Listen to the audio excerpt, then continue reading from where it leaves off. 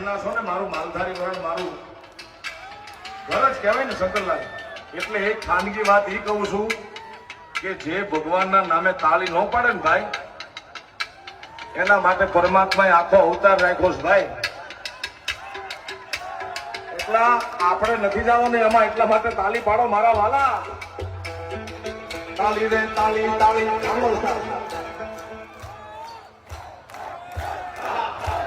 વાહ મારું ભમળ્યું વરણ ભાઈ, મરી જવાનું એમ છે.